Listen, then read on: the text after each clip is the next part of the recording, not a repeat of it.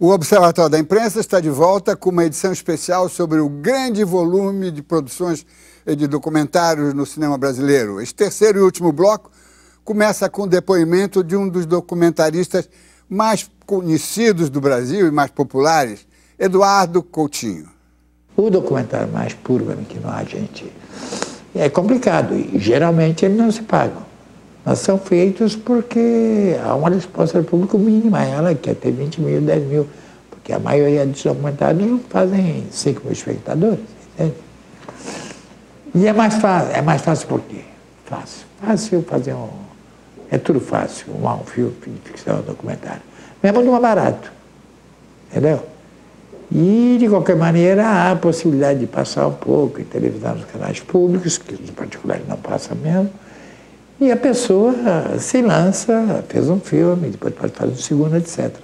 Mas o que eu te digo, que existe como referência para quem quer fazer um filme e ter uma chance de ser espectador, é fazer um filme sobre música. E alguns são excelentes, são extraordinários. Que tem consideração com a gente, respeita, né? A gente tem que gostar, né? Tem que ficar apaixonada, não fica? Ai, a paixão, que é tão difícil contar. Não é? Que eu arruinei a sua vida, que eu não mereço a comida que você pagou pra mim. Eu não faço filmes em que esses dados jornalísticos sejam importantes. Isto é, as pessoas com quem eu falo não estão no Google. Então não tem essa coisa de eu procurar, sabe? Você entrevista, você tem a fonte, fala, como? Mas aqui no Google está aqui você. Não está, não são Napoleões, são Silvas. Então não tem Google. Então, e falam de sentimentos. E eu não posso checar se ela amou, não amou, foi feliz ou não. Sabe? Pode ser sempre algo de verdadeiro e algo de teatral, algo que é para dar sentido à vida dela. E eu não estou ligando. Eu só não aceito é o mitômano. O cara que me disse que tem 8 filhos e não tem. Esse não entra. E o problema de jornalismo, então, é que ele é importante, mas ele gera uma maldição para o documentário que eu faço, que é o anti-jornalístico, que ainda hoje, no mundo, o que mais interessa ao público, e a televisão nem se fala mundial, porque aquela aqui nem passa nada, é o seguinte, é um grande documentário sobre a invasão do Iraque. Ganhou um Oscar, tem um troço desse. Um outro dos papéis do Pentágono. O outro, entendeu? Os filmes que falam sobre o real político ou não, mas que são de caráter realmente jornalístico. Eu simplesmente fico louco porque as pessoas vão ver esses filmes, não porque ele é bem ou mal feito, não interessa quem fez, é porque o assunto interessa. E eu digo que o que interessa no filme é como ele é feito, não de quem ele é feito.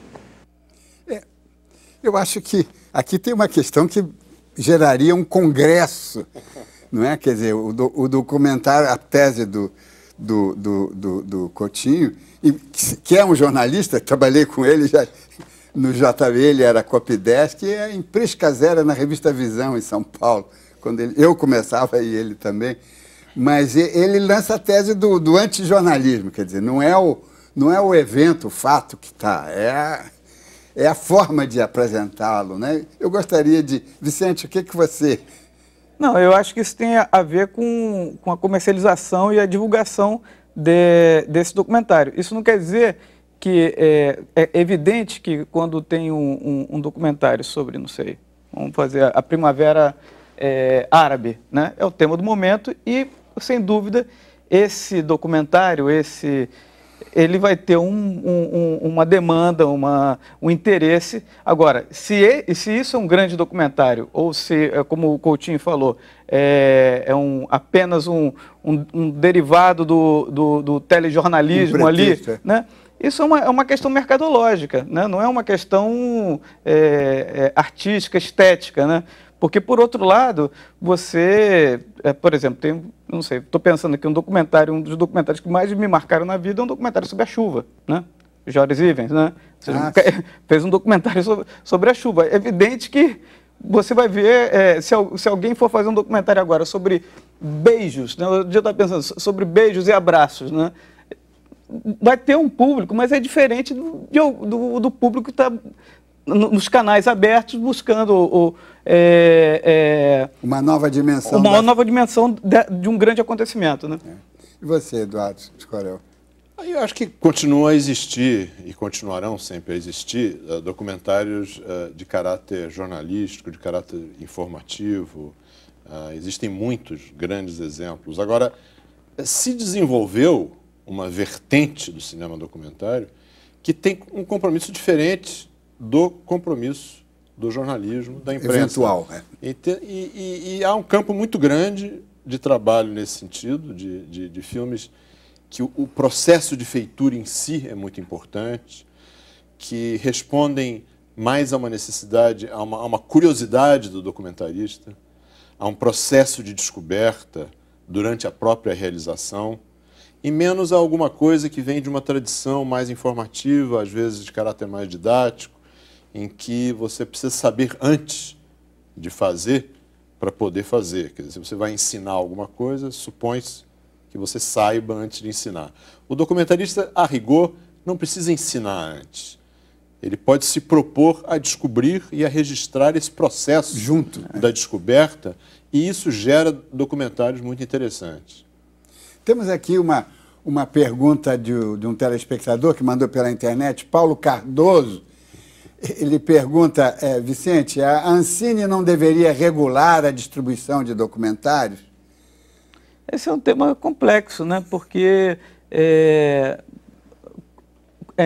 interessante você criar espaços para exibição do documentário. Agora a gente vive numa economia que ela tem outro tipo de ordem, de regras e tudo isso. Então, acho que sempre é um tema bastante polêmico em relação a isso daí. Eu não sei onde a pergunta, o todo da pergunta, né? Porque existe fomento ao documentário, à produção. Agora, ao mesmo tempo, a distribuição do documentário sempre entra num gargalo, que é o gargalo não só do documentário, mas do cinema brasileiro. E a gente está passando uma semana que é a semana que o cinema brasileiro está invadido. A gente tem um filme, Amanhecer, que está com metade das salas de cinema ocupando as salas do cinema brasileiro. E isso ocupa o espaço da ficção, do documentário e das outras cinematografias que são interessantes o público brasileiro ver, né?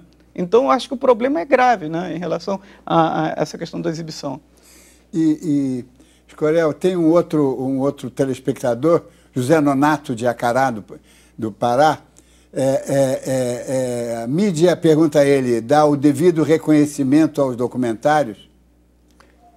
Eu acho que a mídia, de maneira geral, vem dando espaços muito grandes para o cinema brasileiro e para o documentário em particular. Eu acho que ninguém pode se queixar disso. Quer dizer, talvez possa discutir o tipo de análise que se faz, o tipo de comentário, mas cobertura a festivais, a lançamentos, a comentários sobre filme, não existe um órgão na imprensa que não dedique páginas e espaços a isso, muito generosos e mais generosos do que costumava dedicar há 20 anos atrás, com certeza. Quer dizer, houve uma evolução.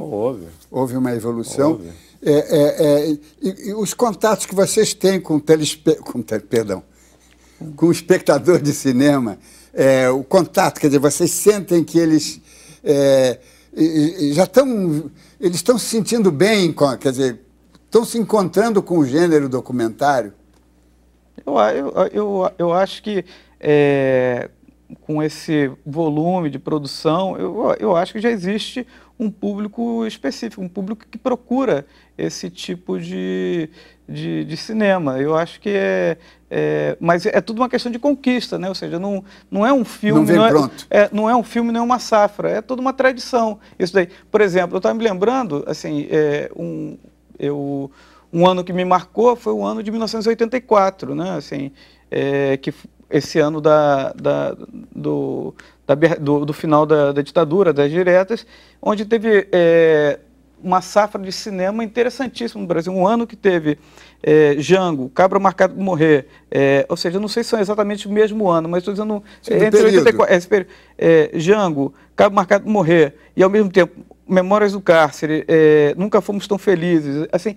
Então, era um momento que você estimulava muito, né? E, ao mesmo tempo, são filmes que tiveram, assim, ainda coloco aí o Imagem do Inconsciente, que é um filme bastante complexo, sim, né? Assim, um filme de, se eu não me engano, quantas horas, Eduardo? 3 horas? São 3 episódios longos, eu acho que cada um com 1h30. 1h30, assim, eu estou tentando me lembrar. Que é até uma pena que eu não sei se esse filme foi lançado em DVD. Ainda não, mas ele está sendo restaurado maravilha. E será lançado. Isso é fundamental.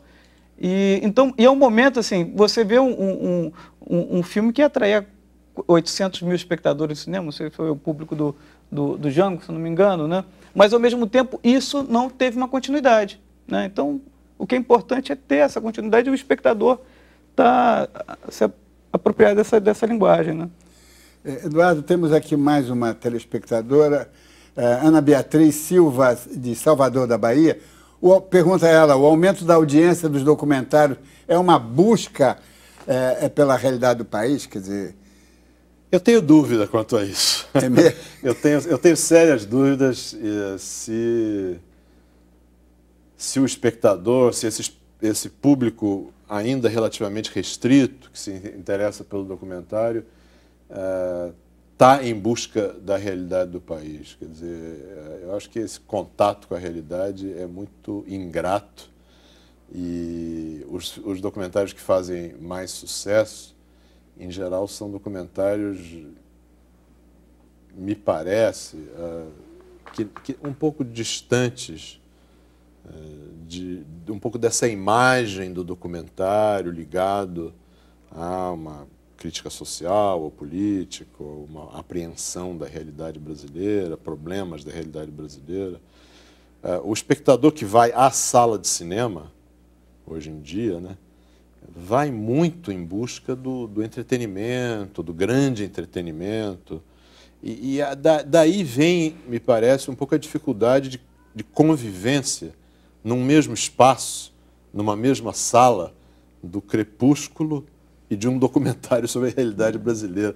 São duas coisas tão heterogêneas, tão díspares, que é difícil você oferecer esses dois filmes numa mesma sala e por um preço de ingresso muito semelhante.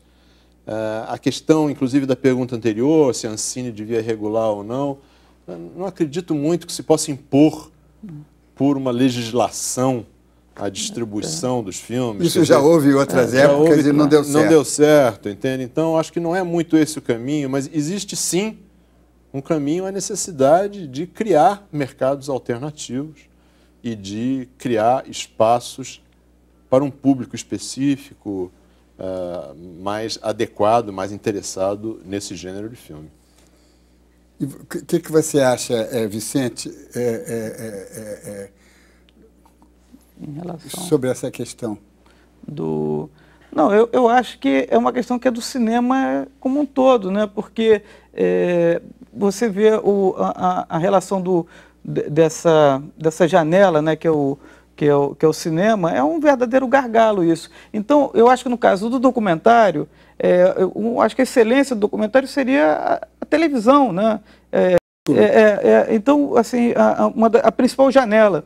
Por exemplo, eu vejo assim, a comercialização dos documentários, né?